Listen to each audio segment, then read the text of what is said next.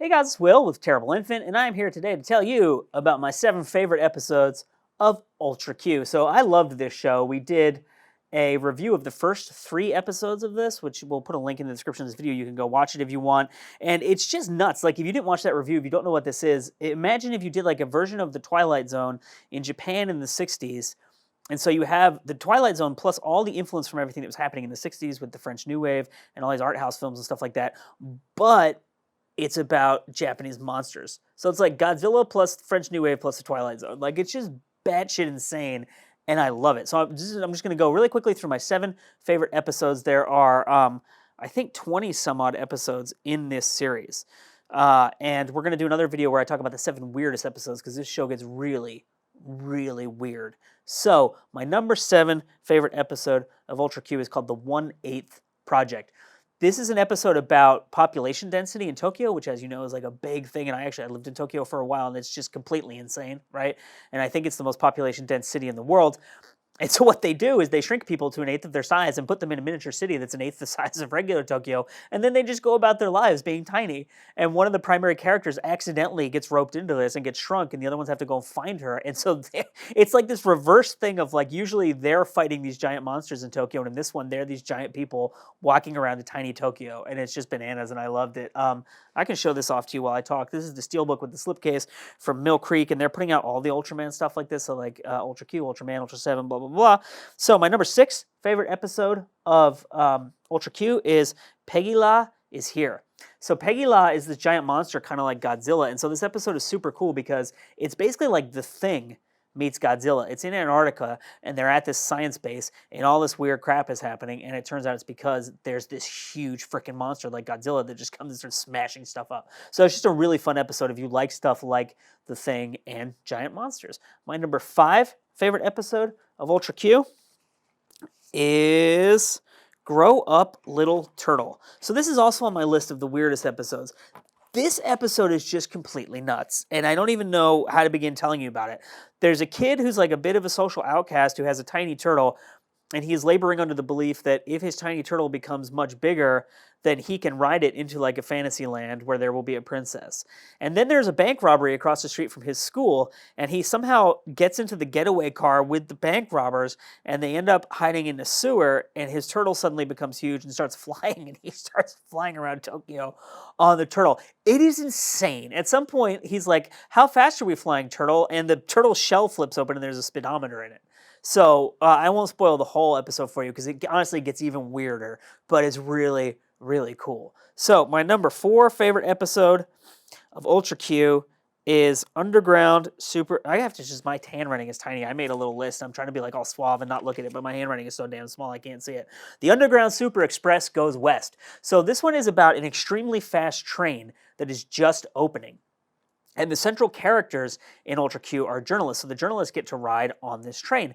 And the train is supposed to be transporting a case of documents or something like that. Somehow that case gets swapped with a case of a volatile, like, artificial being that a scientist has, and that gets opened, and the being comes to life, and it's like this gorilla monster, and it goes into the control room of the train and just starts smashing stuff up. So the train is like accelerating wildly, and it's like a child ends up getting stuck in the control room with the monster. It's bananas.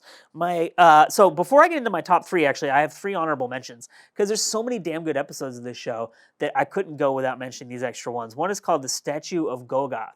This is one of the later episodes, and it kind of reminds me of The Avengers, that show from the 60s, and that it's this woman who is a government agent who goes undercover with these Yakuza guys who are illegally, like, collecting art from all around the world, and as it turns out, one of the statues that they collect has this ancient destructive entity in it, which comes out and starts wreaking havoc.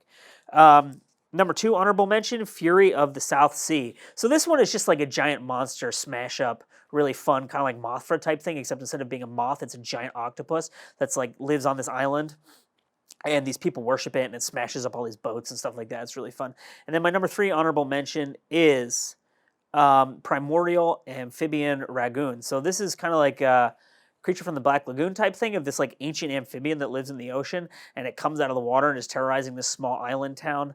There's like a mad scientist in it too, and his relationship with his sister, and it turns out it has come onto the land because its egg has gone missing, and it feels that these people took its like offspring, and it has to go and smash stuff up and get it back. So to get into my top 3 favorite episodes of Ultra Q, number 3 is Goraman. Again, my tiny handwriting. Goraman Strikes Back. So there's an episode earlier before this one in which this monster thing that is controlled by aliens is sent to Earth to start smashing stuff up by this alien race who wants to take over the world, and they manage to thwart it. And the control device for the alien, which is this little thing, is put in a safe.